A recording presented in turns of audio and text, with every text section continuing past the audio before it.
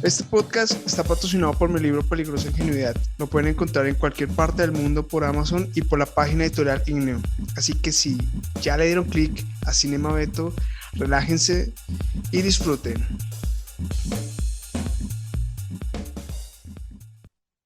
Chévere que le haya pasado también a Travolta, que haya conocido a Tarantino. Igual Travolta también tuvo su comeback chévere en los 90s, pues no sé si gracias a esto, pero pues por ejemplo, pues Face Face Off. Off, Face Off claro, sí, claro. Bueno, Face él Off. haciendo de Nicolas Cage, buena. Esa película es poderosa. Sí, o Nicolas Cage haciendo Deadpool. Sí.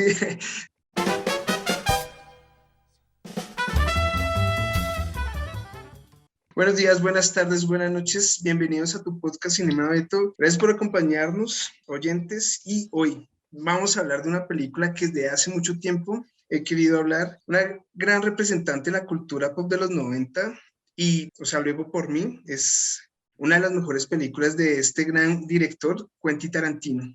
Con ustedes, Pulp Fiction. The path of the righteous man is beset on all sides by the iniquities of the selfish and the tyranny of evil men. And I will strike down upon thee with great vengeance and furious anger those who attempt to poison and destroy my brothers.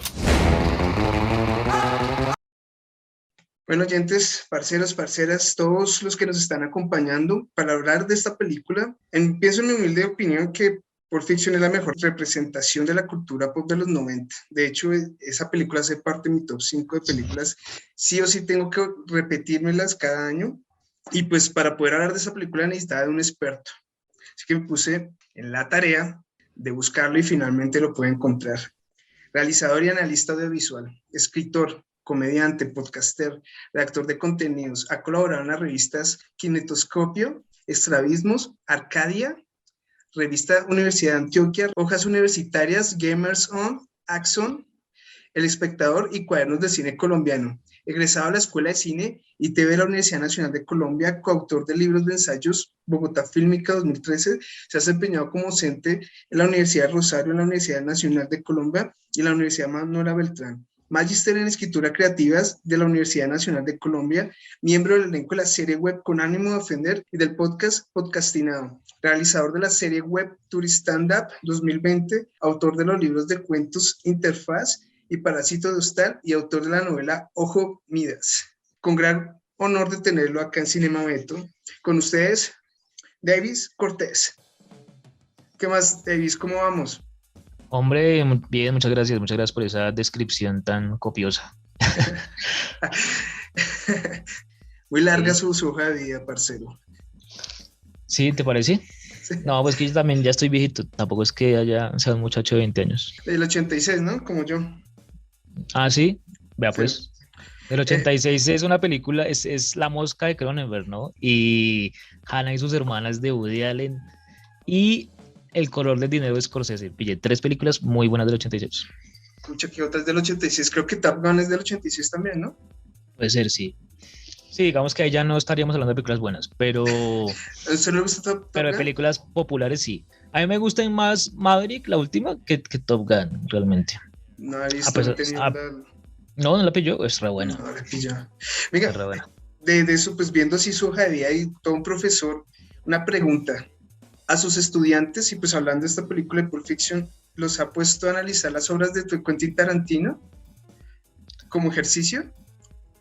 Los he puesto, pues no, en realidad no. Pues lo que pasa es que pues depende de qué tipo de estudiantes, ¿no? Porque digamos si uno está haciendo dando una materia de documental, pues no, o sea, como que Tarantino no es que quepa mucho, a menos que sea un documental sobre Tarantino, o un documental sobre el cine de los 90s, o bueno, un documental sobre alguna cosa donde Tarantino aparezca, ahí de pronto. Pero sería analizar la declaración de Tarantino o el uso de esa entrevista dentro del concepto documental, sería otra cosa. Pero si uno está, digamos, dando una clase de géneros cinematográficos, cuando llega a la parte del cine negro y sobre todo el llamado neo-noir, es inevitable hablar de Tarantino y hablar tanto de Pulp Fiction como de Reservoir Dogs, como de Jackie Brown. Si uno está hablando de western moderno, pues es inevitable hablar, o contemporáneo, es inevitable hablar de Django Unchained, y es inevitable hablar de Hateful Eight incluso de Kill Bill Volumen 2, si uno ya quiere hablar, por ejemplo, de western, así como medio pasteurizado, ¿no? Medio actualizado también. Entonces sí, como que Tarantino da para hablar de muchas cosas. Si uno está hablando, por ejemplo, de la muerte de Godard, puede hablar de Tarantino también, porque Tarantino pues le roba muchas cosas a Godard pues bebe mucho de Godard también. Entonces como que sí, o sea, como que siento que Tarantino es un referente, como usted decía bien, de la cultura pop. Entonces siento que uno, digamos, como profesor lo puede meter en cualquier clase, salvo en clases de documental o en clases de ciencia ficción, por ejemplo, porque el man no ha hecho ciencia ficción, salvo, digamos, sí, no sabe si al fin va a ser esa película de Star Trek o no, yo no tengo la certeza de si la va a hacer o no, porque supuestamente está en camino una película sobre Star Trek, pero no sé si sea un rumor, ¿se sabe algo? Pues la verdad, lo último que estuve mirando sobre este gran director era que él ha hecho 9 películas, pero siempre ha dicho que su meta son 10 películas y que se retira. La novena película es esta Once Upon a Time in Hollywood, pero no se sabe nada. Han dicho ahí como medio chismes que Kill Bill 3 sería la que cerraría como su vida como director de cine, pero le mentiría. Sí, quién sabe, no, igual digamos que yo tuve que escucharlo, pues ahorita que usted me decía fuera de grabación y en un contexto muy vergonzoso, no, fuera de grabación normal, es que usted me decía oiga eso, no oiga eso. Que escuchaba muchos podcasts. Pues Tarantino es la perra del podcast, o sea, yo me determino la perra del podcast, pero Tarantino es re perra también, porque el man cuando estuve, digamos, investigando sobre Once Upon a Time in Hollywood, recién leí la novela para armar una conferencia y esas pendejadas, me puse a escuchar mucho sobre como podcast donde el man hubiera hablado largo y tendido sobre su novela, o sea, podcast, digamos, especializados. Y me encontré con varios donde lo hacían y realmente el man es muy buen, o sea, el man se le da muy bien lo del podcast, mejor dicho, o sea, es muy buen conversador. Pero dicen, sin embargo, los que, por ejemplo, manejan el podcast Marea Nocturna, que es un podcast ahí españolete de terror y ciencia ficción, dicen ellos que Tarantino tiene un podcast con Roger Avery, el mismo co-guionista con el que coescribe esta película Pulp Fiction, que es el tema de hoy. Él tiene un podcast con él que se llama Video Archives, en homenaje al video donde trabajaban juntos y donde se conocieron. Pero entonces la vieja, Desiree de Fer, que es como una de las viejas del podcast Marea Nocturna, dice que valora mucho a Tarantino cuando es invitado en podcast, pero que cuando es host de su propio podcast, insoportable, dice la vieja. Yo no sé, que me toca escucharlo, pero dice la vieja que insoportable, que súper autorreferencial, que no sé qué, pero no sé, pues una invitación a escuchar Video Archives, a ver si tiene razón Desiree de Fer o no. Tarantino yo lo vi, fue en un capítulo, un podcast de Joe Rogan. Joe Rogan es como el podcaster más poderoso del mundo mundial, el que tiene más seguidores, y el man es súper poderoso. Y hablan sobre Pulp Fiction, pues específicamente le hice como pausa pues por este podcast, y que Joe Rogan decía que Pulp Fiction fue la película que para él cambió totalmente la forma de filmar de ahí para adelante en los 90. Y como que fue un inicio para la nueva generación y para todas las personas que cogieran como referencia a Pulp Fiction. De hecho, yo quería hacer la ficha técnica de esta película, pero yo creo que no, estamos hablando de eso como que no, mientras vamos hablando de la película, los actores y todo lo que pasó en producción y toda esa vuelta a empezar a salir. Entonces, por ejemplo, algo que sí, esa película salió en el año 94, compitiendo con películas bravas del 94. ¿Cómo cuáles? Forrest Gump, que bueno, peleó con ella y pues le ganó el Oscar Forrest Gump como mejor película. Pues, o más bien los puso a competir la academia, porque sí, muchas veces, bueno, sí, más bien los puso a competir la academia. Ok, ¿y qué más estaba por ahí? Bueno, la academia no tanto en los premios Oscar, sino que todas las películas buenas que salieron en ese año, que fue, por ejemplo, El Profesional, León, Sueños de Fuga, Entrevista con el Vampiro. Claro. También es de ese año. O sea, ese año fue una competencia dura de muchas películas. Ok. Entonces, bueno, la película fue nominada a categorías de los premios Oscar y pues ganó solamente por mejor guión original. Y claro, también estuvo nominado Samuel Jackson como mejor actor de reparto, también Uma Thurman, o sea, estuvo nominado a harto, y pues de otra vuelta, él estuvo nominado como mejor actor. ¿Todo nominado? Me parece que es un papel, pero es que los premios Oscar no le darían un premio a John Travolta de esa manera por interpretar a ese personaje. ¿Sí me entiende por qué? ¿Sí me hago entender? Sí, porque es un drogo y porque tal. Sí, exactamente. En cambio, Forrest Gump, independiente de que Tom Hanks hizo un buen papel, él es un papel más light, más para un premio Oscar. Sí, igual también se llevó la Palma de Oro, ¿no? La La mejor película. película. No, es que esa bueno. No, pues igual siento que pasó algo parecido a lo que le pasó a Orson Welles cuando hizo su primera película, ¿no? Ciudadano Kane, como que fue algo tan rupturista, aunque esta, digamos, no fue la primera película, porque pues ya había hecho Reservoir Dogs, pero también muchos cineastas coinciden justamente en varios podcasts también, en que la verdadera primera película de los cineastas es la segunda película, en el sentido en el que la primera película pudo haber sido un golpe de suerte o pudieron haber sido varias cosas que confluyeron para que la película fuera o exitosa o visible o lo que sea, pero en la segunda película pues ya tiene sí, o sea, como que ratificar que sí es bueno y que sí la puede sostener y que también que para hacer la primera película tuvo toda su vida hasta el momento en que la hizo, mientras que para hacer la segunda película tiene 1 año, 2 años, o sea, sí, tiene menos tiempo. Entonces, como que sí, yo creo que Pulp Fiction es muy importante en ese sentido, pero siento que es importante como que la gente de pronto escuche una discusión sobre qué es lo que hace tan importante Pulp Fiction, o sea, porque es muy fácil decir, no, que es súper revolucionaria, que no sé qué, que uy, que el cine no fue igual después de, que pues, sí, no, me parece que también son frases como de titular y como de mencionar en un cóctel ahí teniendo, pues digamos, en una mano el cóctel y en la otra el teléfono prendido por alguna razón, la linterna, y hablando con alguien diciendo, no, mira, es que Pulp Fiction cambió todo, y esa otra persona va a decir como, uy, ¿y este man quién es? Me quiero ir ya con él. Pero digamos, ¿qué tal si profundizamos en qué es eso que hace Pulp Fiction especial? ¿Su merced qué cree? Digamos que por el lado que fue una película independiente, ellos empezaron con $8 millones Ok. para empezar la película y pues como era independiente, por ejemplo Bruce Willis, que es uno de los actores que hacen parte de esa película, que en esa época era de los actores más cotizados por todo lo que tenía, el tipo aceptó. No, sí, de hecho, pues hay un libro muy recomendado ahorita que hablábamos de libros que se llama Down and Dirty Pictures, pero tradujeron como Sexo, Mentiras y Hollywood, por alguna razón. Es una crónica publicada por Anagrama en español y pues en inglés, pues por alguien más en inglés, de Peter Biskind, el mismo que había hecho una crónica sobre el cine de los 60s y 70s. Hace como una crónica sobre los 90s y casi todos los fenómenos,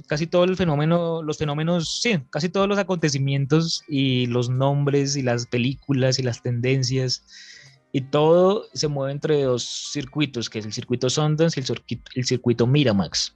Y justamente el libro narra la historia de esas dos empresas y de la gente que se va metiendo con esas empresas y que va configurando lo que se llama el cine indie norteamericano, ¿no? El llamado cine, comillas, independiente norteamericano, aunque digamos que esta categoría de indie, más que hablar de un presupuesto, está hablando creo que de una actitud y cierta intención rupturista, más que, porque sí, independiente no es, digamos.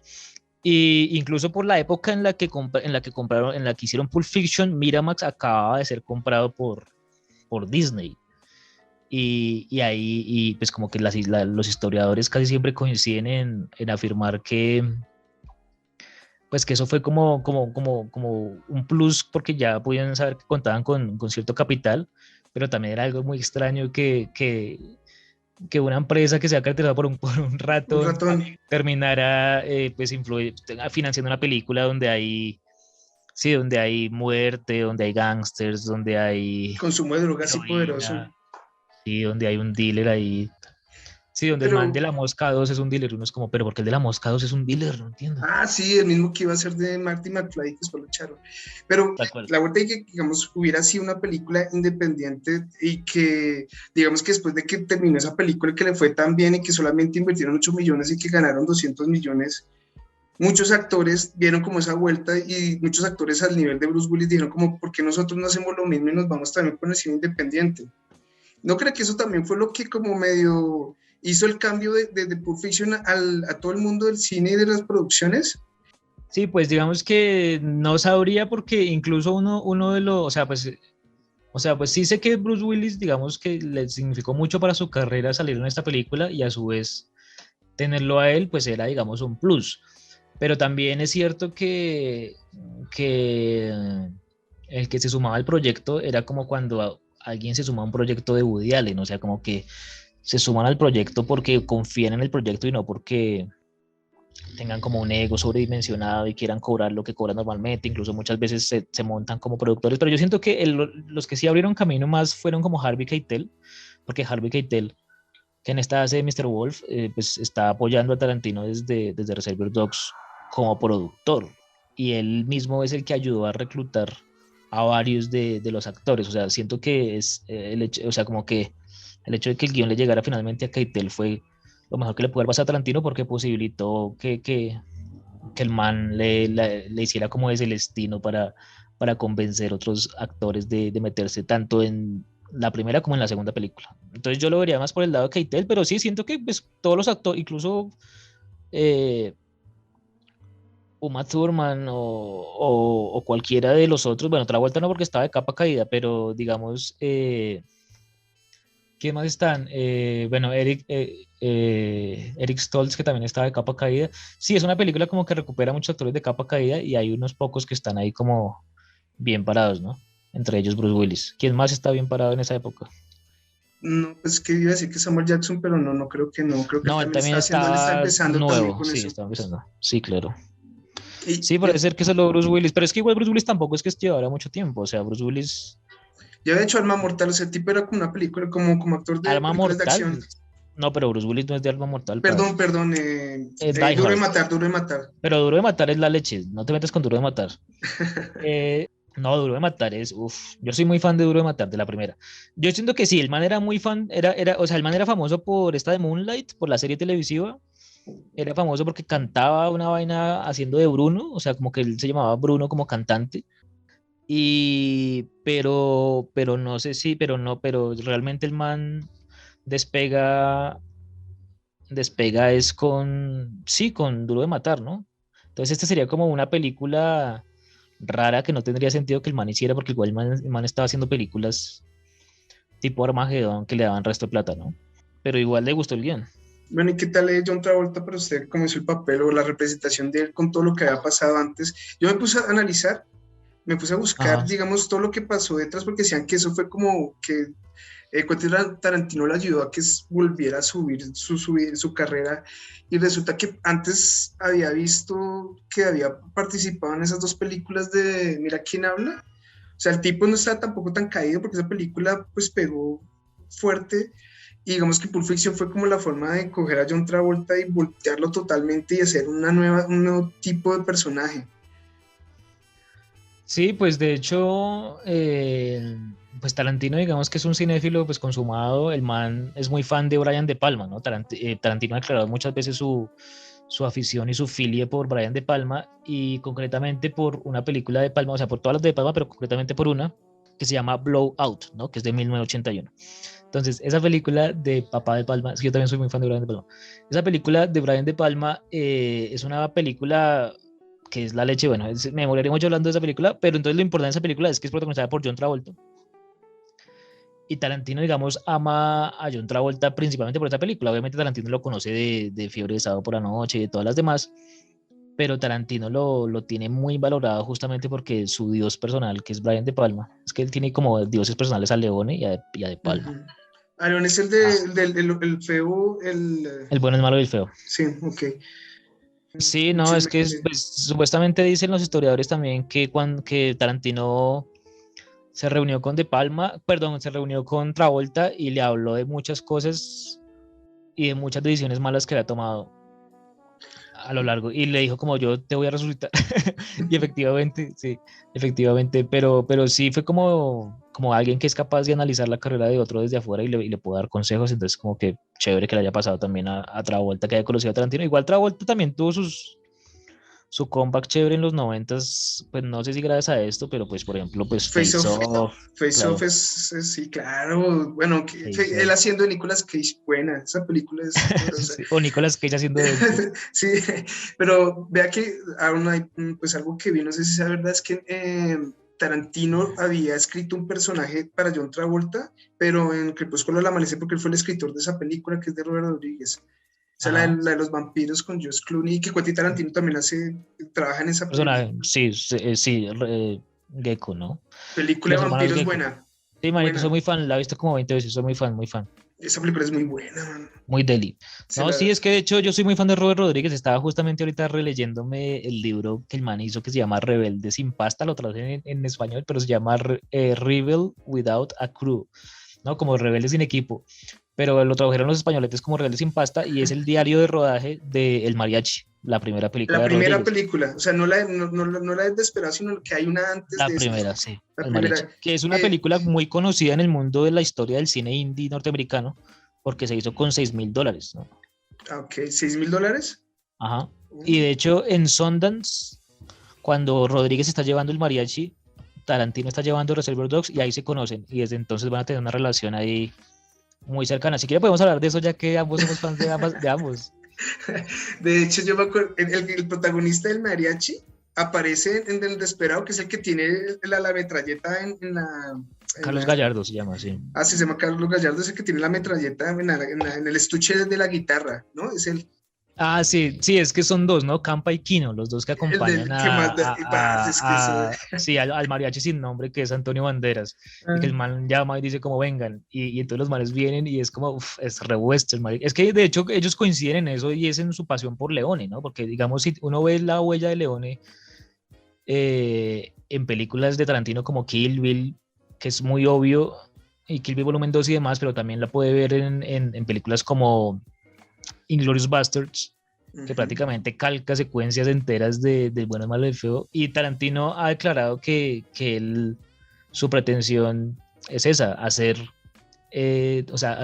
digamos, un cine a lo Leone en géneros que Leone no pudo tocar porque pues murió, o sea, Leone solo alcanzó a hacer 7 películas, en fin, entonces murió después de hacer Érase una vez en América, en el 84, entonces... en fin, pero entonces Rodríguez también bebe de Leone, solamente que de una manera más superficial y más mezclada con John Woo. Entonces fue chévere que saliera Face Off ahorita, porque Rodríguez también es muy fan de ese Kung Fu que inventa o ayuda a consolidar John Woo con esas películas de A Ver Tomorrow y Hard Boiled y bueno, The Killer, esas películas que hizo con Chow Yun-fat en Hong Kong, y donde el man inventa esa estética o ese rasgo, ese estilema de la estética de la violencia, que es la persona disparando con 2 pistolas al mismo tiempo. Y que nadie le dispara, que nadie le cala a él, o sea, él puede matar y nadie le llega a él. Y como cierta coreografía con las pistolas, no, es que yo soy muy fan del Kung Fu, por ahí escribí un artículo para el Espectador sobre eso, si lo quiere pillar. Yo soy muy fan del Kung Fu y estoy muy loco por él, pero entonces es muy chévere porque Rodríguez bebe, por un lado del Kung Fu de Wu y por otro lado como del Spaghetti Western de Leone, y esa mezcolanza deviene en esas secuencias de acción que el man hace en la trilogía del Mariachi y en cosas incluso ajenas a lo del Mariachi como Sin City, pero que empieza haciendo en la trilogía del Mariachi. Pero es que lo que le digo además es importante porque como que tanto Rodríguez con el Mariachi como Smith con Clerks son ejemplos que se citan de personas que fueron a una escuela de cine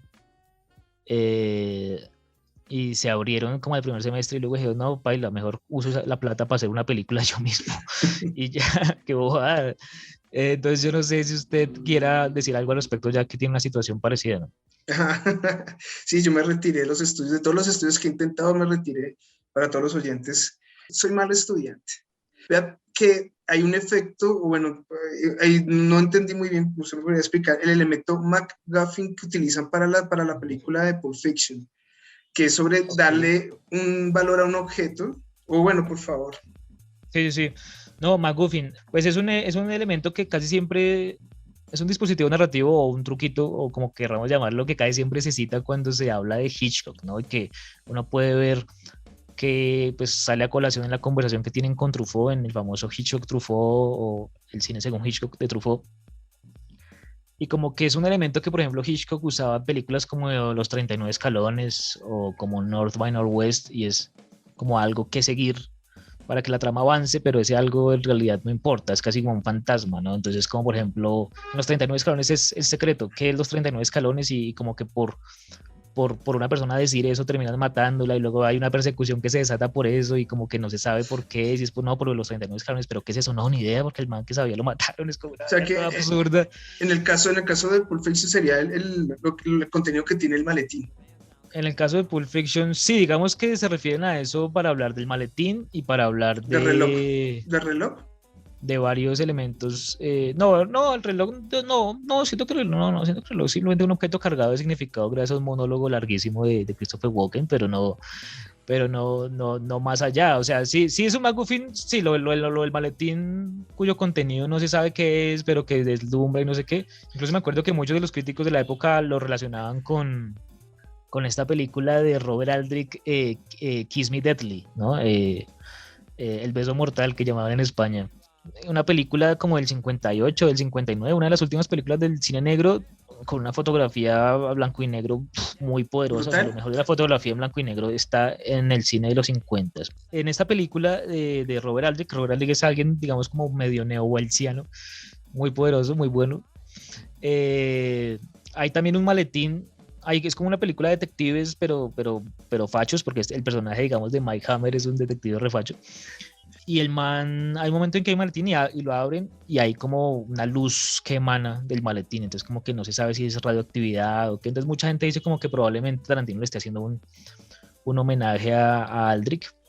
Yo creo que igual el man también, o sea, como que sí es claro que el man tiene como más talento como guionista que como cualquier otra cosa. Pues hay mucha gente que sostiene que el man, o sea, como que el man visualmente depende mucho de los directores de fotografía y de las propuestas fotográficas que cada director le haga, aunque también es claro que cuando el man, digamos, quiere calcar determinado estilema de alguno de los cineastas que admira, pues supongo que ahí sí intervendrá mucho.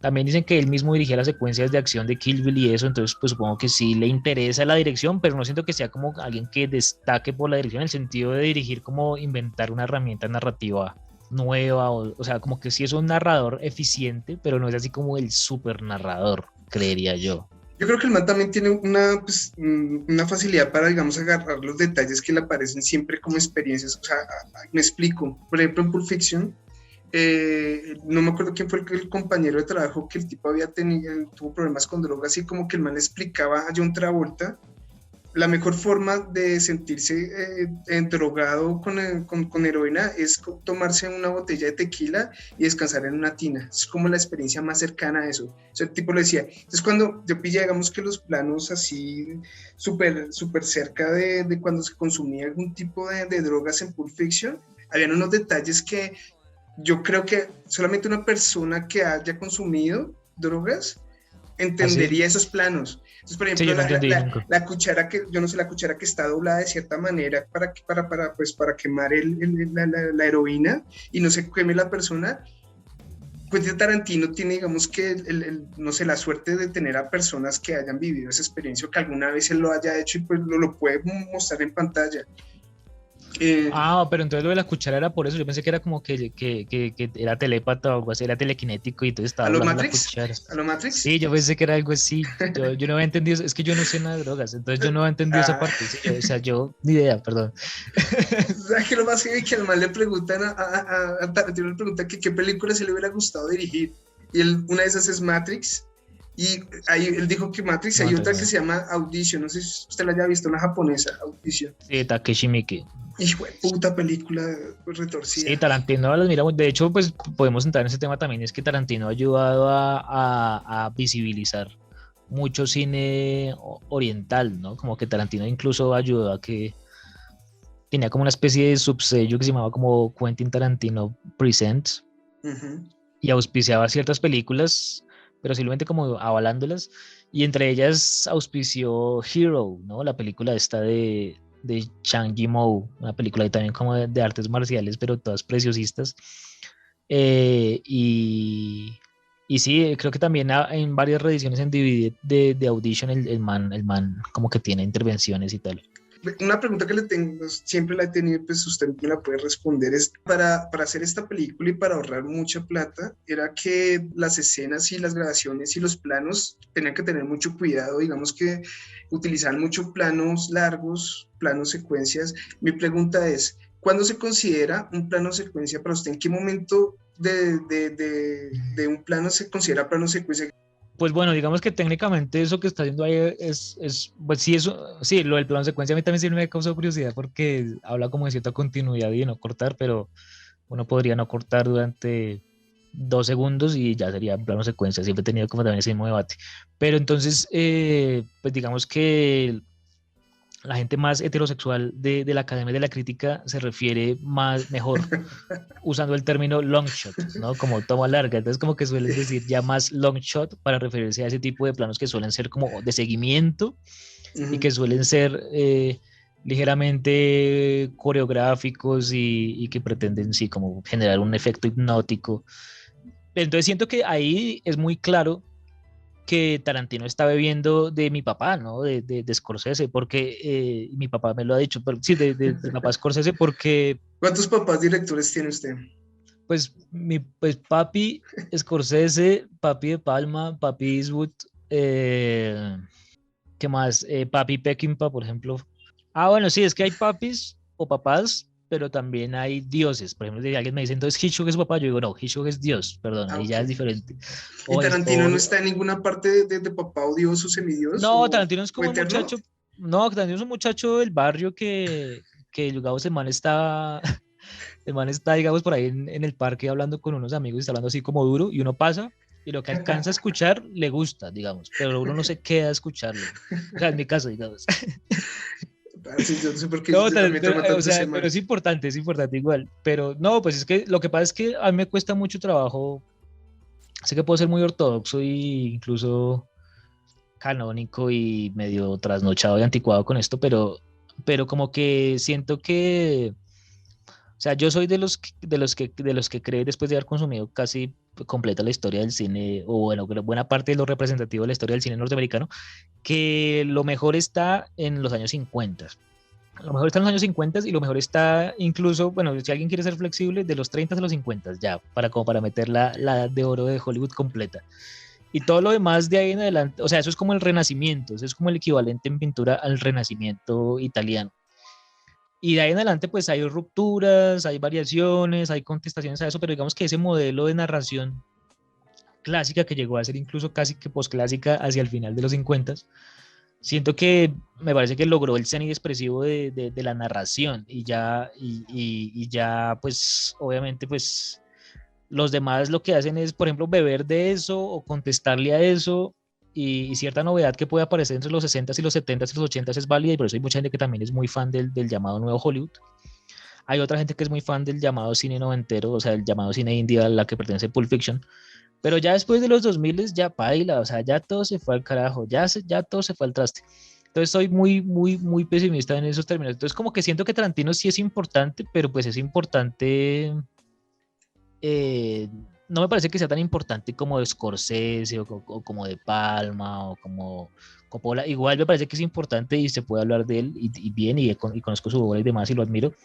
Pero si uno lo enfrenta con pesos pesados, o sea, es que una cosa es alguien que maneja la herramienta y otra cosa es el que creó la herramienta, ¿sí me va a entender? O sea, como que uno puede decir, Eric Clapton es muy buen intérprete de blues, pero compositor de sus propias canciones de blues es tan bueno como B.B. King, por ejemplo, o como Freddie King, no, pero él hace buenos covers de Freddie King y B.B. King, sí, pero no es tan bueno creando como ellos, ¿sí me van a entender? Pues sí, yo creo que lo que Tarantino pudo haber creado, según dice él, y según dice supuestamente Pauline Kael, que es como una crítica de cine que el man admira mucho, es haber combinado comedia y cine criminal, como crear una especie de comedia criminal que después tuvo muchos émulos, ¿no? Muchos herederos también, como por ejemplo Guy Ritchie o como por ejemplo... bueno. Guy Ritchie, sí. Bueno, pero a eso íbamos, a que el plano secuencia, cierto plano secuencia de ciertas películas de Scorsese, Tarantino se lo apropió y lo usa en todas sus películas, o sea, lo apropió como recurso constante en varias de sus películas, desde Inglourious Basterds en adelante. Entonces, por ejemplo, digamos, cuando usted en Inglourious Basterds ve que después de que se acuerda de Inglourious Basterds, la pilló, ¿cierto? Sí. Sí, sí, claro. Bueno, se acuerda de que hay un momento en el que esta vieja se está maquillando y suena la canción de Bowie, ¿no? Cat People, si se acuerda, la vieja se está maquillando frente a un ojo de buey, frente a una ventana circular y está vistiéndose ya para salir a la noche esa decisiva, ¿se acuerda? Sí. Pero entonces la vieja se está maquillando, arman algo ahí, así tipo videoclip con la canción, con los primeros compases de la canción Cat People de David Bowie. Y luego la vieja sale y cuando la vieja sale pues como que la muestran caminando y la cámara la toma desde lejos, como siguiendo su caminar, y seguir su caminar implica como una especie de excusa para recorrer el espacio, y luego como que deja de seguir a esa persona y empieza a seguir a otra, y eso lo empieza a recorrer otras partes del espacio, Como Kill sin Bill. cortar, sin cortar. Exacto, como en Kill Bill, exacto. Cuando la Como hace- parte que lleva a matar a... Sí, exactamente, en ese Sí, restaurante exacto. japonés. Eso Esa. usted, váyase, usted que es un hombre del 86, váyase a ver El color del dinero. Papá Scorsese con Tom Cruise y Paul Newman. Es que por eso Sí, llevamos la billar. la señores. Esa película es una catedral. De verdad, marica, de verdad. Fotografía de Michael Ballhaus, guión de Richard Price. ¿Qué es eso? ¿Qué es eso? No, esa película es demasiado. Yo estoy loco por esa película. Y hay un momento en el que cuando Tom Cruise está en la oficina de Paul Newman, y Paul Newman le da el babalushka, como el taco de billar ese súper lujoso. El man sale a buscar a Carmen, a su novia, y no la ve, y la cámara hace un movimiento siguiéndolo a él, buscando a su novia.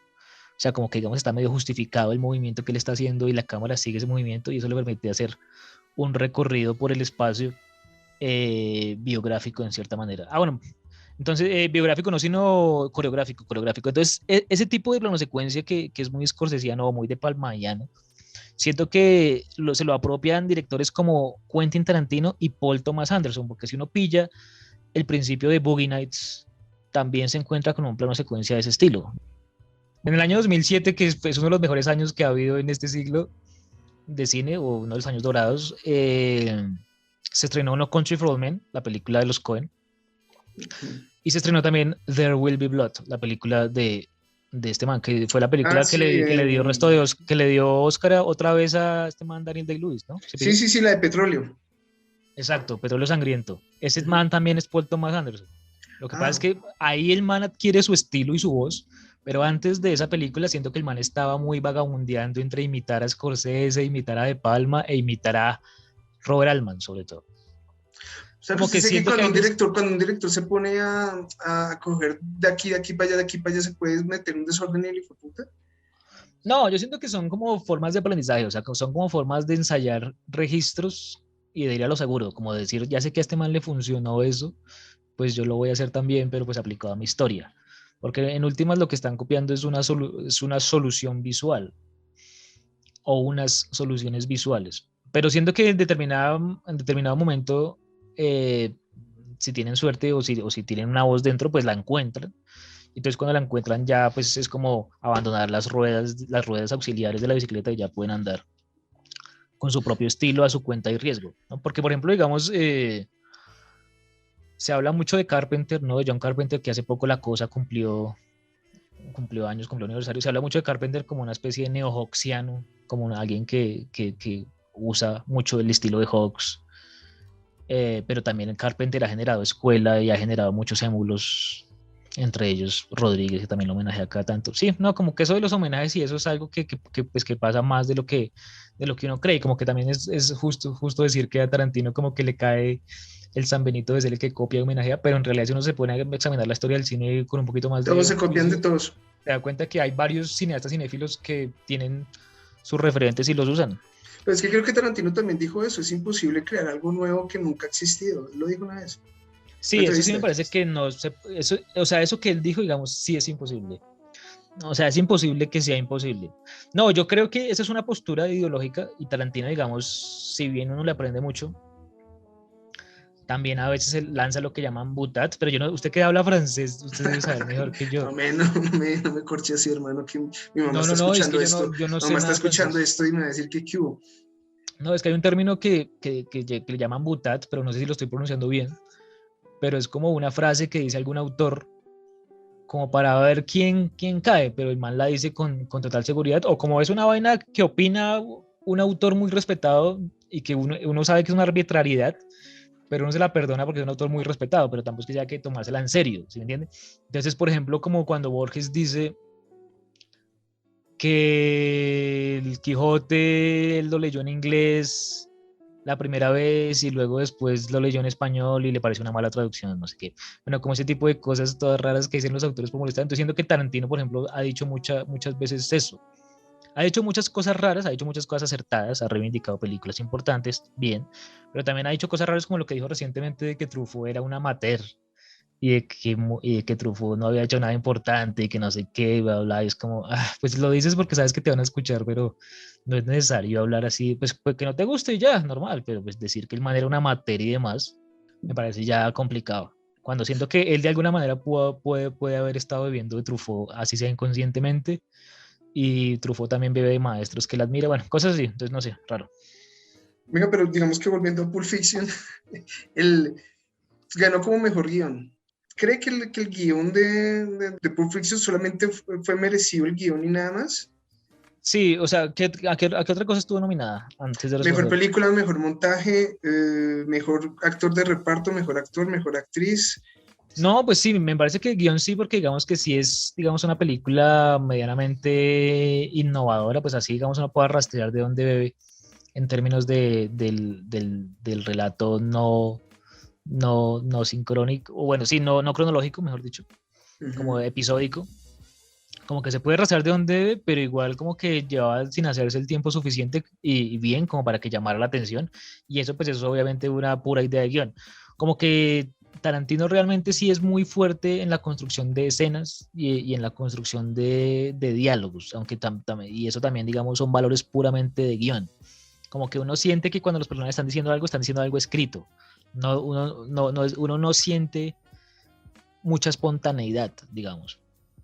Pero igual, ¿Pero pero eso es igual bueno o eso es malo? no, eso es característico, simplemente. Yo no tengo opiniones, yo soy la objetividad pura. Eh, yo soy la neutralidad pura.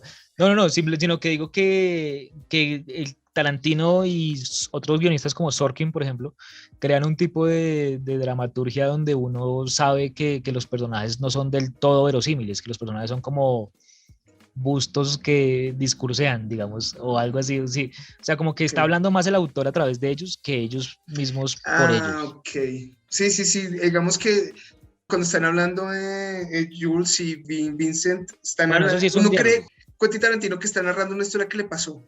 No, o sea, yo siento que ahí en esos momentos sí hay, digamos, una interacción chévere y a veces en esos diálogos uno ve que los personajes cuentan anécdotas y ahí incluso uno ve una destreza como de meter otra historia más pequeña dentro de la historia grande y no sé qué, como pasa por ejemplo, en este principio que se está diciendo. Yo me refiero a que los personajes tienden a monologar mucho y a explicar cosas que nadie les está preguntando. Entonces, por ejemplo, todo eso del Ezequiel 2517 Ah, ok. y eso Uh-huh. del reloj y todo eso es como nadie preguntó a nadie y el man empezó a hablar ahí. O sea, literalmente Christopher Walken empieza a hablar con un niño y el niño ni siquiera le preguntó nada y igual empieza a contarle y todo como, pues usted verá, pues igual yo no tengo edad para usar reloj. Pero Sí, vea fue que, eso. pero independiente de eso, vea que le metió tanta psicología al peladito que cuando creció es que el man se volvió loco por el reloj. Tanto así que el man se volvió hasta la casa sabiendo que habían matones. O sea, eso fue como algo como que utilizó a Christopher Walker para que le metiera psicología al chino y la cara del man es medio asesina, ¿no le parece? Eso Sí, no, fue... ese monólogo es re bueno. Y de hecho también hay otro monólogo de que es de la obra de Tarantino, pero no directamente dirigido por él, que es de True Romance, ¿no? La película escrita por Tarantino, pero es dirigida por Tony Scott, Uh-huh. el mismo director de Top Gun, que usted menciona ahorita. Y en True Romance, Christopher Walken también hace un personaje que le pega un monólogo re largo a Dennis Hopper. Y Dennis Hopper también le echa un monólogo. Uf, hay un duelo hay una escena entre esos dos personajes que es brutal. Y realmente muy recomendada True Romance. Yo le iba a preguntar a usted, de las películas no dirigidas por Tarantino, ¿cuál es la que más le gusta? Natural Born Killers. La de Oliver Stone. Esa película es una puta verga. Y la parte cuando este man habla con Robert Downey Jr., que hace como un periodista, y al final que el man Ah, dice, sí. I am natural born killer. Todo eso lo que el man habla y esa forma como, y me traba mucho, pues eso sí es como mano de Oliver Stone cuando hace, como que hace comerciales dentro de la película. Sí, sí. Bueno, es que, bueno, Re buena, esa película re buena. una crítica a cómo la publicidad jode tanto y el entretenimiento jode la mente de las personas que al final terminan queriendo y amando a unos asesinos. Pues igual, a mí Natural Born Killers me gusta mucho por su estética, así que es toda como desbordada y que a cada rato la cámara está así como torcida y que hay cortes en blanco y negro, así como de mostrar pensamientos Que el man está intrusivos. loco. Ajá. Y no, que me dice cuando la escena, cuando Re llega, bueno, cuando el man súper conoce a bueno. Molly, creo que es Molly, que es un carnicero y que hace como una especie de comedia sitcom. Sí, Es ese es que re bueno. bueno.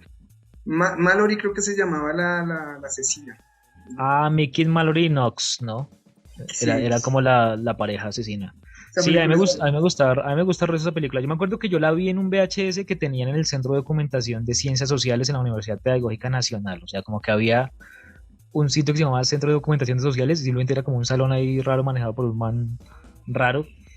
Y ahí como que le prestaban a uno películas y libros y todo el mundo sacaba pues libros de Marx, libros de Foucault, libros de Engels, libros de Adorno, libros de Horkheimer y esas pendejadas.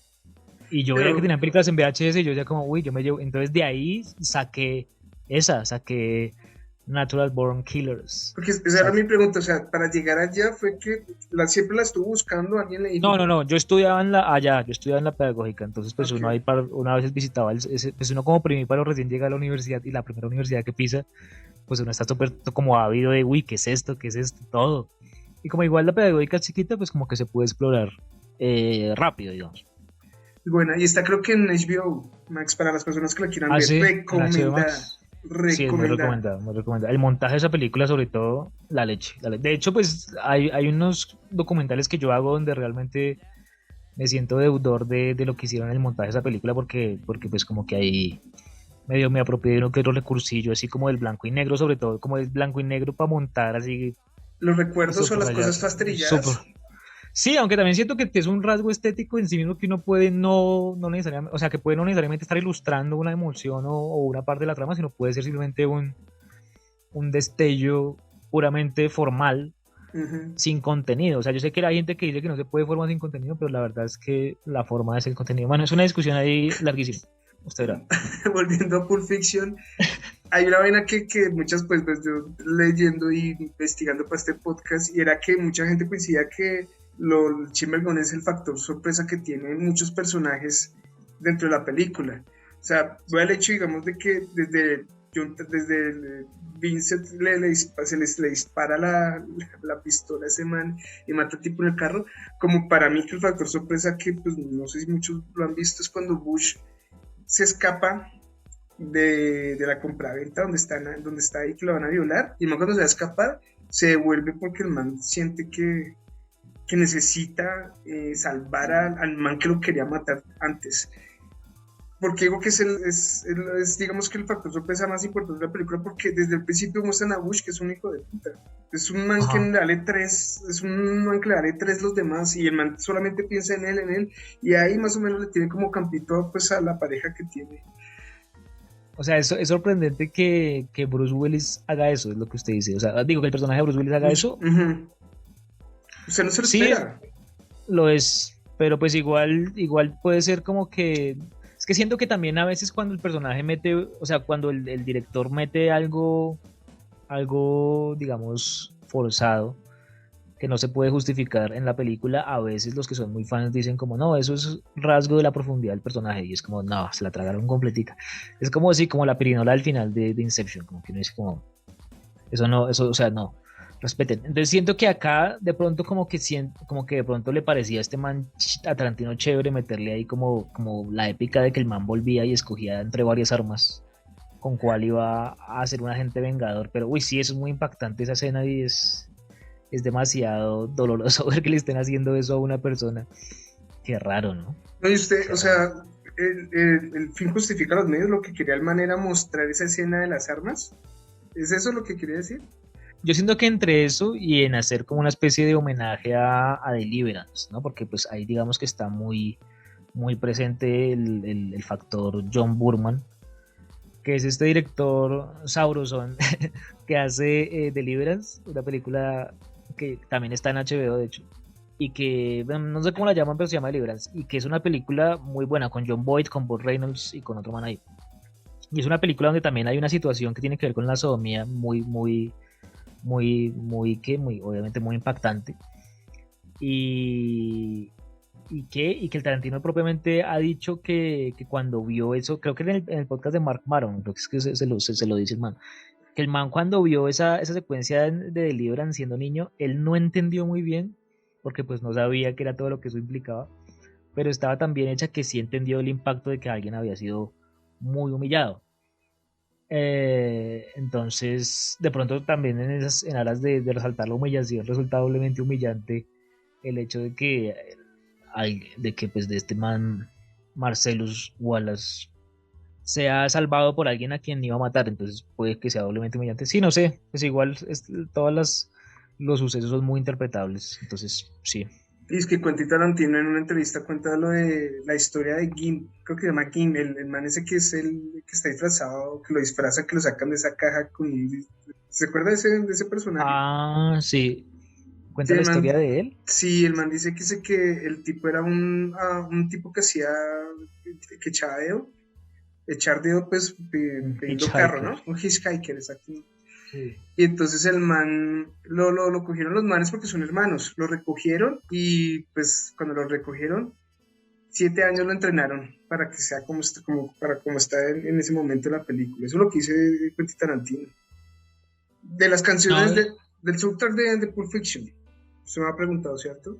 Ah, bueno, la más conocida, ¿cómo se llama? Misirlo, que es la banda sonora con la que empieza la película, con la que todo el mundo la conoce. Minisirlo, creo que se llama así, Misirlo. que supuestamente los Black Eyed Peas le hicieron como Ah, sí. ¿no? Es esa, ¿cierto? Sí. Sí, es esa misma, exactamente, que también Pues, aparece en Space Jam. desafortunadamente hay gente que conoce la de los Black Eyed Peas primero y luego ve Pulp Fiction y dice, uy, se copiaron estos hijos de madres cineastas de que piensan. Es normal, eso es normal. Jungle Book. Sí, que yo creo Jungle que Book, usted lo utilizaba para el intro de Con ánimo de ofender, ¿no? yo no, Ah, yo no, bueno, pues, listo, su pues equipo. es que este man me acusa como Ya. usted mató a Kennedy. No, pero ¿cómo así? Usted es un humano también. Entonces tuvo que haberse ¿qué? Ah, no, entonces a Gaetana, ¿cuál mató? Confiese. No, pues con ánimo de ofender, usó el Jungle Buggy durante un tiempo. Durante un tiempo, sí, hasta que finalmente como que ya paila, ya YouTube los empezó a joder mucho, entonces les tocó componer un tema original y pues esa tarea la hizo Las Mitocondrias, la banda de Juan Peláez. Ok. Es soplar en la capital, ¿no? El tema. Pero yo Y me acuerdo que a uno se le queda muy pegada Girl, You'll Be a Woman Soon, ¿no? claro, es que la de la escena donde esta vieja se mete esa sobredosis, es que la vieja no sabía que era heroína y la vieja toda relajada. ¡Pin! Toma tu sobredosis. Sí, claro. Girl, you'll be a woman. Y Esa, también, y sí, y también ¿cuál? Son of a Preacher Man, para mm, seguir con voces femeninas. Severo tema. también obviamente está la más Medio funk. famosa que es la de You Never Can Tell de Chuck Berry, que es la famosa Sí, la del bailecito, la más, digamos, llamativa. y de hecho la otra es en ese programa de James Gordon creo que se llama así ese man, es el inglés que tiene programas así de shows de noche. El Ok. tipo entrevista a John Travolta y el man cuenta sobre lo que él le metió para para esa película, sus pasos, porque supuestamente Quentin Tarantino le decía al man como que, bueno, baile el twist y ya, solamente. Y el man, no, pues que yo también me sé otros pasos, y el man le metió el paso de Batman, porque el paso de los dedos que Paso se de pasan, Batman, sí. es ese paso de Batman. Ajá, sí, sí, Para sí. la gente es ese paso de Batman, del Batman de los 60. Ajá, tal cual. Sí, Y usted también es un conocedor, ¿se pilla? el hitchhiking, también toda esa vuelta, él fue el que le metió, pues es que yo otra vuelta tenía la magia del baile con Gris y con Fiore Sábado en la noche. A mí Entonces, pilla que yo siento una debilidad por un personaje que quería mencionarlo antes de que me olvide y luego ya seguimos con la música y es Mr. Wolf, marica. Mr. Wolf me parece que es un personaje que sería chévere que destacáramos porque ahorita mencionamos a Harvey Keitel, pero no desarrollamos mucho su personaje en esta película. ¿A usted qué tal le parece Mr. Wolf? Y ahorita yo le digo qué me parece. pues, parce, lo que pasa es que el man a mí me parece la clase del man cuando llega y resuelve todo el problema. Me parece una chimba la interpretación del man. Ese man en el perro de la reserva se llama Mr. White, si no estoy mal. Sí, sí, sí, tal cual. Y no, a mí me gustó la interpretación del man. Y más que ahí se ¿No? junta también. Sí, sí, sí, me gustó. Ok, Y más ok. que ahí se junta también la interpretación de Quentin Tarantino, Ya. que a mí me gustó. Ajá. No, a mí el personaje de Mr. Wolf me gusta porque es como el soluciona problemas, como una persona que llega, hace un par de cosas así súper profesionales, casi como de ciencia ficción, es casi un personaje por allá re extraño, porque pareciera que viene de otro mundo, soluciona, tiene súper claridad frente a todo y ya se va. Pero Y hay como que personas, Roy Donovan es muy así, ¿no? Entonces yo no sé si Roy Donovan sale todo a Mr. Wolf, o que usted ha pillado a Roy Donovan, no, o sí, creo no, que sí.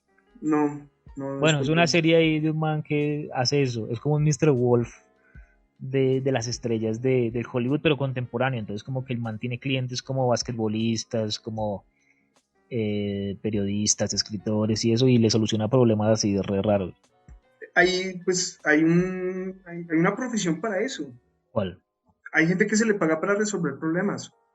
Ah, sí, uy, yo necesito 3 de esos, por favor. Sí, hay una película que estoy mirando que se llama, no sé, pues la busco, pero bueno, la vuelta es que es de unos manes que crean una página porno, bueno, los manes se vuelven así súper famosos y les va que se meten en un problema ni el hijo de puta, creo que se llama, que le ven como un mafioso y al final los manes están así súper mal y llaman a un tipo que resuelve problemas.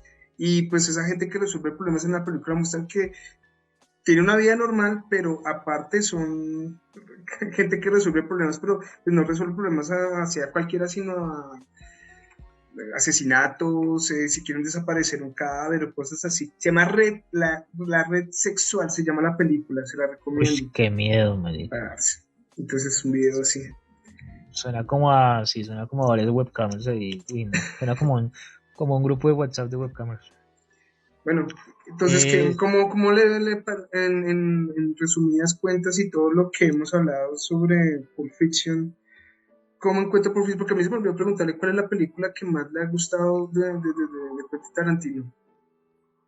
De su amigo, porque su amigo no es su papi ni su mami, sino es su compañero de Sumando el barrio. Man del Barrio, ¿cierto? Eh, No, pues a mí me gusta mucho Reservoir Dogs y me gusta mucho Jackie Brown y Kill Bill Volumen 2 y escenas de varias, pero como que sí, yo siento que pues, Jackie Brown es la que más veces me he visto, pero también es porque la tenía en un VHS y no tenía muchos más VHS, pues tenía otros VHS, pero como que así medio nuevo no tenía eso, entonces como que me la di al resto. No, de hecho Jackie Brown me gusta mucho, lo que pasa es que pues es la única película que no escribe Tarantino, entonces yo no sé si eso ya le reste valor para los O sea, fans más duros, me porque doy cuenta que o sea, que no es original, digamos, es una adaptación de una novela, quiero decir. me doy cuenta que sí, su merced sí le da duro a Quentin Tarantino. No, no le estoy dando duro, que vale. A mí me gusta y lo respeto, por ejemplo, lo que le digo, Jackie Brown me gusta el resto. Y Kill Bill Volumen 2 también me la vi muchas veces porque también la tenía, como que la había grabado de una copia ahí de un videoclub o algo. Sí, una vaina rara que uno grababa así raro, entonces lo que tenía grabado era tan valioso que no se lo veía muchas veces. Y Este luego man ya después. decía, Tarantino decía que sí, que con el tiempo él decía que se había vuelto más sofisticado para escribir guiones. No, pues no le digo, yo de hecho tengo aquí la novela Once Upon a Time in Hollywood, o sea, yo soy fan de Tarantino, sino que como soy fan de Tarantino, Ujú. pues, y soy fan de otros tantos, pues tengo con qué compararlos, de pilla, entonces, Ah, ok. lo puedo comparar con Gigantes. Si lo comparo con Gigantes, paila, pierde. No, pues si lo comparo con Xavier Dolan y con este tipo de cineastas contemporáneos, así como, ¿verdad? Pues obviamente les gana. Claro que incluso de contemporáneos, como por ejemplo David Fincher y gente así, yo me quedo con Fincher. Digamos que me gusta más lo escueto de Fincher. Me gusta más Fincher. De hecho, Quentin Pero soy Tarantino fan de también Tarantino igual. dijo que quería que le hubiera gustado haber dirigido Fight Club. Ah, sí. Sí, el man No, también dice eso. igual, no, pues igual la obra de Tarantino está chévere. Pues igual a mí, pues hice una conferencia sobre él hace una vez en Hollywood y la puedo volver a hacer porque pues leí la novela y la novela es como una especie como de entre prenovela y posnovela, ¿no? Es una vaina muy rara porque amplía mucho la mitología de ese mundo, plantea otro final que de hecho es mucho mejor que el final de la película. Y, y de hecho, claro, y de hecho gracias a muchos recursos novelísticos que no son dramatizables o que Tarantino no dramatizó, hay muchas escenas que a mí se me antojaron muy aburridas de la película, pero que ya entendiéndolas en el contexto de la novela, digo como, ok, está muy bien. Pero una pregunta sin spoiler, solamente si sí o si no, el final de ese libro todavía sigue siendo una ucronía como en la película. Pero entonces, ¿quieres spoilers o no? Porque me dice que no le hagas spoilers, pero no, pues diga sí, no. No, entonces porque sí sé que no, entonces sí. Digamos eso cualquier cosa que para diga le va a evitar. afectar. Si los oyentes. O bueno, pueden entonces. No, o sea, que hiciste recomendar la novela, sí. Porque Tarantino como que estaba empezando o sea, pues de hecho en la conferencia yo sostengo esto y es que Tarantino es un director muy literario, no en el mismo sentido en el que lo son Chris Marker o Harun Farocki o otros cineastas o Isaki La Cuesta, sino que es un director muy literario en la medida en que desde uno leyendo los guiones de él, o sea, literalmente leyendo los guiones, no viendo la película y deduciendo el guión, sino leyendo el guión, o sea, descargándolo, porque hay varios impresos, ¿no? El de Pulp Fiction justamente se editó y está en forma de libro, el de Inglourious Basterds también, otro tanto. Como que uno leyendo los guiones se da cuenta de que el man mete recursos literarios que no son filmables, o sea, el man es dueño de una prosa también dentro de las descripciones, y que hay mucha gente que incluso se lee los guiones como quien se lee una novela, y que el man le apunta, en ese sentido estaría emparentado con Guillermo Arriaga, ¿no? El mexicano. El man le apunta pues a esa tradición que es justamente más francesa, a hablar más que de guión, de libro cinematográfico, y ya que es un libro cinematográfico, y ya que está hecho con palabras escritas, pues entonces es literario, entonces pues me arriesgo a hacer una obra literaria, ¿sí? Entonces como que no, o sea, como que tratan de trascender la mera funcionalidad del guión, de ser un esqueleto, de ser una guía, allá decir, no, es una obra literaria, que al mismo tiempo voy a usar como guía, o sea, para el rodaje, pero ya de por sí es una obra literaria. Y como que el man cada vez, si uno hace el ejercicio de leer los guiones del man cronológicamente, o sea, pues se va dando cuenta que progresivamente el tipo le va incluyendo cada vez más recursos literarios o cada vez va engrosando el uso de recursos literarios a lo largo del guión, al punto de que sí era evidente que el man iba a terminar escribiendo una novela.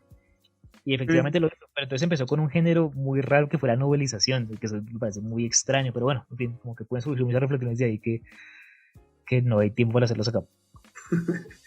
Pero vea, Pulp Fiction de 1 a 10, o bueno, ¿sí es una obra maestra para usted? Pues es que una obra maestra, lo que le digo, una obra maestra después de los... sí, o sea, después de los que... Sí, de los 70 y eso es complicado. O sea, pero bueno, no mentiras, pues sí, es una buena película, sí, no, pues es que ¿qué significa obra maestra? Primero empezamos por ahí, ¿qué significa obra maestra para los sí? La mejor adaptación de todo el mejor conjunto de todo lo que tiene que ver el guión, cámaras, luces, producción, vestuario, eso para mí es una obra maestra. Forrest Gump es una obra maestra por eso. Hasta el Rey León es una obra maestra. Hay una película que yo amo que se llama iOrigins, no sé si la conoce. Es una obra maestra. Es una obra maestra. La biometría del iris. Pues lo que pasa es que, digamos, a mí me parece que una obra maestra, pues obviamente lo que a mí me parezca tampoco es que sea la verdad absoluta, pero yo voy más con la idea de que la obra maestra es una obra que hace un aporte al lenguaje que está ejecutando. Podría ser por un lado, que sería como una especie de estadio alto, de como decir, esta es la hijo de madre obra maestra, aportó, inventó un recurso que antes no existía. Por ejemplo, A Bout de Soufflé de Godard. Es la del man que encuentra una pelada en París que es una rubia de pelo corto. Y que después el tipo, sí, me acuerdo de esa película. Sí, bueno, esa película inventa el jump cut, marica. Esa película inventa, o sea, además de ser lo que es por términos históricos y coincidenciales a nivel de contexto, la película también es también genera un aporte en términos de que inventa una nueva forma de montaje que antes no existía, que es el jump cut, el salto sobre acción, aprovecharse del raccord y la discontinuidad para narrar o para expresar. Bueno, como se le quiera caracterizar el jump cut, y eso en ese sentido siempre parece que sería una obra maestra. Mucha gente habla del Padrino como una obra maestra, pero pues obviamente sí lo es, pero es difícil explicar por qué también en un solo podcast. Siento que Goodfellas podría hacerlo en el sentido de decir como que es un abordaje inédito del mundo del gangsterismo. Uh-huh. O sea, una forma de abordarlo, no una película de gangsterismo inédita porque ya había antes, pero una forma de abordar hasta ahora no vista. Entonces, en ese sentido, pues Pulp Fiction sí genera algunas cosas innovadoras, pero lo que le digo, si esas cosas se pueden rastrear en otras películas, no serían tan innovadoras. Entonces, sería, digamos, la primera vez que se hace una mezcla tan explícita de elementos, obviamente, pues bajo una muy buena pluma, que es la de Tarantino y Avery. Entonces, en ese sentido, siento que es una obra maestra de guión de pronto, pero como película, pues es una película bien ejecutada, pero no siento que sea visualmente muy destacada. Pues es eficiente, su narración es eficiente, su narración como director es eficiente y su escritura como guión es muy dotada, es muy talentosa. Siento que progresivamente Tarantino va a empezar ya a desarrollar cierto estilo de director que uno ya puede empezar a juzgar desde Inglourious Basterds en adelante, pero siento que antes el man está siendo simplemente eficiente con su guión, que igual es bastante, ¿no? Que tampoco es, hay mucha gente que, o sea, ser eficiente como narrador igual es muy difícil también. ¿Recomienda a los oyentes? Sí, si quieren. Recomendación No, toda. ya está recomendación. No, mentiras. No, pues sí, o sea, yo la recomiendo, pero lo que pasa es que tenía algo aquí anotado, pues varias cosas anotadas, pero tenía algo aquí anotado y era que en algún momento escribí un artículo donde denunciaba el peligro que implicaba ver Pulp Fiction siendo demasiado joven, sobre todo en esa época, ¿no? Porque pues hoy en día de pronto ya no. Pero en esa época, el Pulp Fiction siendo demasiado joven y no habiendo visto otras cosas o no habiendo leído sobre el trasfondo de Pulp Fiction, pues no el trasfondo, sino pues digamos el contexto en el que Tarantino la hace como desde una cinefilia, como desde un gesto casi de arte plástico, performático, de la cita y esas cosas super posmo, que igual pues hay tradición en eso y como que él estaría digamos siguiendo una tradición godardiana, ¿no? Que Godard también es el que le gusta mucho la cuestión como de la cita y de ciertos recursos ahí como muy metalingüísticos. Entonces siento que como artista, digamos, metalingüístico, raro, medio performático, medio artista conceptual o algo así, tiene sentido que Tarantino haya pensado en 10 obras, tiene sentido que haga tanto hincapié en que son 10 y no más, que hay obras que sean covers decididos de una cosa, hay obras que donde hace covers de otra cosa, de que haya creado un mundo, de que así como en el universo Marvel y eso, ahí pues existe la continuidad y eso entre películas y los vínculos, pues Tarantino también genera un universo de vínculos con vainas tan bobas como los cigarros Red Apple, o tan sencillas más bien, o como la emisora esa rara que suenan ambas, suena en tres películas, ¿no? Planet Terror, perdón, Planet Terror no, sino Death Proof, Pulp Fiction y Reservoir Dogs. Entonces, siento que pues ese artículo que yo escribí en esa época, que igual pues ahorita de pronto lo matizaría mucho, no lo he vuelto a leer, pero ese artículo decía algo así como que pues que Tarantino había hecho eso y había generado como que mucha gente se tarantinizara, pues había generado como una especie de moda, como de pensar que no es necesario, o sea, como de tratar de copiar las cosas más superficiales de Tarantino para hacer cortos y para hacer ejercicios así, entonces como que hacían, incluso yo caí en eso mucho, de hacer como personajes que hacían charlas triviales, entonces yo decía, no, es que uno como escritor malo que era en esa época, como que decía, como no, voy a hacer que los personajes hablen de cualquier cosa, entonces, no, que el pitillo, que si mueres el pitillo significa tal, y que empiecen a hablar así, y como que esa habladera, uno creía que Tarantino era eso, como habladera y ya, pero entonces después de que uno se da cuenta de que no era simplemente personajes hablando pendejadas, sino era realmente una construcción más profunda, uno se da cuenta de que a medida que uno envejece va entendiendo más y mejor a Tarantino. Entonces por eso Okay. Pulp Fiction es una película de volver a ver muchas veces también, ¿no? Se deja volver a ver muchas veces. O sea que esa película, ¿cómo puedo hacer esa pregunta para que no sea así como medio... Perdí. Sí, digamos, Pulp Fiction es una película para las personas, o sea, una persona que sepa algo de cine o primeros pasos de cine, o que esté investigando, que esté estudiando el cine, la disfrutaría más que una persona que no tiene nada, o sea, no sabe absolutamente nada de cine. No, yo siento que esa es una película que puede disfrutar todo el mundo. Lo que siento es que, digamos, una persona que está empezando a hacer cine tiene que verla muy bien acompañado, para que no sienta que que solamente narrar en desorden y poner a los personajes a la carreta y ya con eso tiene una película que se va a ganar el Oscar o que se va a ganar Cannes o que la va a ver, o que va a tener una trama que se sostenga con personajes verosímiles. O sea, como obviamente el que ya se arriesga a hacer eso es porque tiene ya una destreza en la pluma muy dura. Y de hecho el propio Tarantino demostró que puede narrar en ese registro que es un registro muy novelístico por otra parte, ¿no? Es un registro donde las secuencias funcionan como capítulos similares a los capítulos de las novelas, y como que Tarantino es muy claro y es muy también sabio en decir en varias entrevistas que pues que eso de la narración asincrónica, aunque muchos críticos e historiadores se lo echan en cara de decir como, pero eso ya lo hizo Point Blank de Burman, nuevamente Burman, o eso ya lo hizo Kubrick con The Killing. Tarantino dice, sí, yo sé, yo en realidad lo que estoy haciendo es tomando un recurso de la novela, ni siquiera está diciendo del cine, sino de la novela, y es que en las novelas es muy natural, que sobre todo en las novelas como policiales y medio westerns, que el man leía como que eran novelas medio seriales, pero también el man es muy lector de literatura norteamericana en general.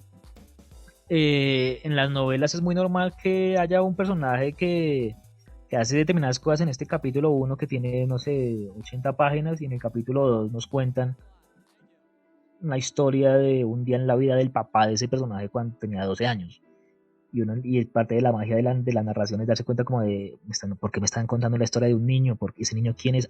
Es el papá de este otro, pero como sin decírselo, ¿sí me entiendes? Simplemente como si la cámara se hubiera instalado ahí en una especie de viaje en el tiempo, como si el narrador hubiera viajado en el tiempo, pero no dice, a continuación voy a viajar en el tiempo, sino, pum, corta directo, estamos ahí. Y volvemos a lo mismo, a que Tarantino es muy diestro usando recursos novelísticos, pero entonces un estudiante de cine muy joven, que de pronto no tiene tanto contacto con la literatura, ni no está muy bien formado, ve una película de esas, puede que le guste mucho y flipe y le encante, pero también puede que todas las películas que hagan adelante sean con gente con gabardinas y con gente con corbatas falsas, que igual yo también caí en eso, estoy denunciando lo que caí. No, pues ya como últimos temas le quería proponer hablar de Sally Menke, ¿no? La directora, la montajista, la montajista, la editora que trabajó con Tarantino tanto en esta película como en la anterior. Sally Menke o Sally Menke, no sé cómo se pronuncia bien, Sally Menke, creo que se pronuncia Sally Menke. Y la vieja era re dura porque pues como que era destacada en el montaje, le ayudaba mucho a peluquear muchas cosas que Tarantino igual iba a meter, y como que realmente la relación de montaje fue muy intensa, tanto para montar Pulp Fiction como para montar Reservoir Dogs y otras películas. Pero entonces la vieja fue encontrada muerta, llegó a montar Inglourious Basterds, esta fue la última que montó. El cuerpo sin vida de Menke fue hallado el día 27 de septiembre de 2010 por equipos de búsqueda y rescate desplazados de Beechwood Canyon, según fuentes policiales. De acuerdo con sus amistades, Menke había ido a caminar esa misma mañana acompañada de su perro. Al conocer que no había regresado a casa a su hora habitual, alertaron a la policía. El vehículo de Menke fue hallado cerrado en un apartamento de Griffith Park. El cuerpo fue hallado finalmente en el fondo de un barranco, cerca del 5600 de Greek Oak. Un accidente, pobre señor. No, qué mal, o sea, qué mal, porque realmente era una montajista muy promisoria. Y recuerda, digamos, sirve para recordar una carrera de montajistas o una seguidilla de montajistas con mujeres, como lo son Marcia Lucas, ¿no? Que es la esposa de George Lucas, que pues es montajista del man y le montó American Graffiti, THX 1138 y cosas así. Okay. Bueno, hay una cosa, bueno, eso también es otro tema para hablar, que es sobre y cuando pasó lo de Once Upon a Time, solamente, y lo dijo Quentin Tarantino, soy el único aquí en este festival, donde sea en este año, que mi película está compitiendo y es original. O sea, no es un remake, no son superhéroes, nada, solamente mi película. Entonces, ¿usted qué piensa de esa vuelta? No, pues que igual, o sea, que pues sí, chévere, pero también pues como que es una película que, por ejemplo, está usando material de The Great Escape, ¿no? Y está usando un truco así a lo Forrest Gump para meter a DiCaprio en el footage de esa película, que originalmente era con Steve McQueen, porque obviamente hay como una especie de leyenda que cuenta el propio personaje de cómo él estuvo a punto de ser tal otro, y que se lo pregunta a Johnny Madrid en algún momento y no sé qué, bueno. Entonces como que sí está medio justificado, pero entonces obviamente ahí ya sí está usando material de otra película, se puede decir que está siendo 100% original. no tanto. Pero bueno, pero sí, es una historia chévere. Igual la historia de Once Upon a Time in Hollywood es chévere y la novela la conecta muy bien, sino que siento que pues es muy chévere el hecho de que Tarantino se haya obsesionado mucho con los dobles, ¿no? Con los dobles de riesgo, porque digamos, esta película de Once Upon a Time in Hollywood es la segunda vez que el man usa la figura del doble, ¿no? Que ya la había usado Érase una vez perdón, en Death Proof, ¿no? El personaje de Kurt Russell era un Ujú. doble, Stoneman Mike, y de hecho era como un doble slasher, un doble asesino en serie. Entonces, siento que el man después, cuando yo empecé a ver como videos y eso sobre el man hay una vez en que está así como en un Q&A, como en un auditorio, y el man cuenta que en 1980 todo el mundo estaba hablando o bien de Raging Bull, de Scorsese, mi papá, o bien de la película de Redford, de Ordinary People, pero que a él lo que le gustaba era The Stuntman, como una película con Peter O'Toole ahí como medio de acción, medio setentera tardía de un Stuntman como que huía y lo implicaban de algo. Yo no la he visto, yo la descargué, pero no la he visto. Y como que el man decía, yo quedé flipado con el personaje del doble de esa película y como que el man está obsesionado con eso desde hacía mucho tiempo y finalmente pudo desarrollar un personaje al respecto y lo hizo. No, sí, sí era muy chévere y me parece igual chévere que Tarantino haya hecho una película de cine dentro del cine y que haya explorado una vía periférica como puede ser La la decadencia del, do- y la la del- decadencia de un actor.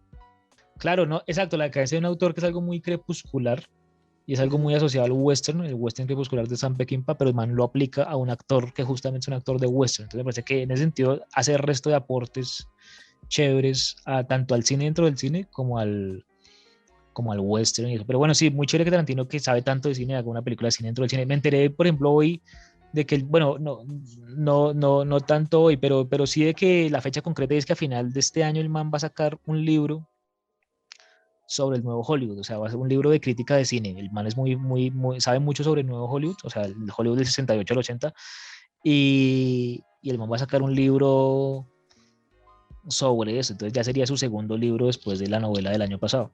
Entonces estoy contento por eso. Pero bueno, en fin, sí. Hubo una película creo que se llamó Nicotina, que era como una especie de pseudo heredera de lo que puso de moda Pulp Fiction, que fue esa narración no cronológica, Parce, me suena. que era con Diego Luna, que era como, Nada, con sí, Diego ¿no? Luna. En los 90 no, yo no creo que haya sido en los 90, yo creo que No, en fue los más para 2000, los dos en los mileros. 2000.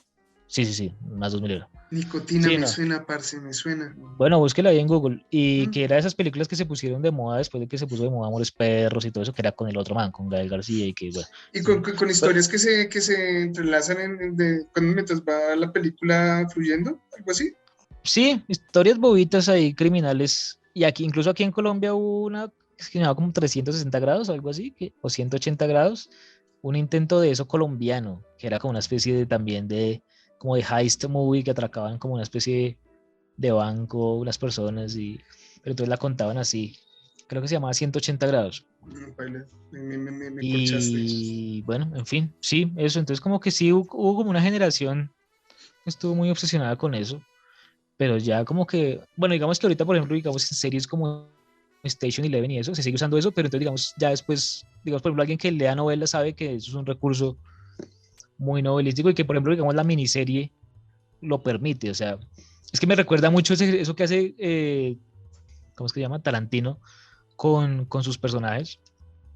Es como que o sea, pues digamos, descubrí en la investigación para lo de Once Upon a Time in Hollywood que el man es muy adicto a parchar con sus personajes. O sea, que el man le gusta mucho crear escenas donde los personajes muestren cómo son. O sea, Ok. que la dramaturgia de él es eso, escenas tras escenas donde muestra cómo los personajes son y bueno, finalmente eso va hilando una historia, pero principalmente ese es su principal interés. O sea, es una persona que es muy ociosa, le gusta mucho o sea, le gusta mucho parchar con sus personajes. Y el man se los cree y el man cuando usted lo escucha en entrevistas, el man habla de Cliff como si fuera real y habla Pues de Landa como si fuera real y todas las cosas. De hecho, sí, entonces yo creo que el man crea como un background muy grande y lo crea como casi que a nivel literario. Y luego después lo que hace, decía él, por ejemplo, en un podcast, no me acuerdo si era en el podcast de Maron o en el de Bret Easton Ellis, que el man decía que él lo que hacía era que adaptaba permanentemente lo que él había escrito a, pues a algo dramatúrgico y a algo filmable. Porque igual el man también en muchos casos el man ha escrito primero la obra de teatro y luego ha hecho la novela y luego la película o algo así. O sea, como que el man le gusta saltar entre un formato y otro. Y como que todo el tiempo se ve motivado o sea, obligado casi a adaptarse a sí mismo porque cuando empieza a escribir le sale muy literario. Queridos oyentes, si llegaron hasta acá es porque les gustó el podcast. Gracias por acompañarnos. Acuérdense de seguirme, suscribirse al canal. No se olviden de comprar mi libro Peligrosa Ingenuidad, que lo pueden encontrar en Amazon y en el grupo Igneo. Hoy, con este especialista que desmenuzamos como debía de ser Pulp Fiction, Davis, gracias por acompañarme en este capítulo y otra cosa, alguna cosa que quieras decirles a los oyentes en las redes sociales que te sigan. Ah, ok. No, pues ahorita actualmente cerré Instagram, ¿no? Digamos que entonces ya tengo un poco más de tiempo para leer justamente. Pero entonces sí estoy todavía en Facebook. En Facebook estoy como Davis Cortés Pulido en Facebook. Davis desafortunadamente como suena, no Davis, sino Davis Cortés con ese Pulido.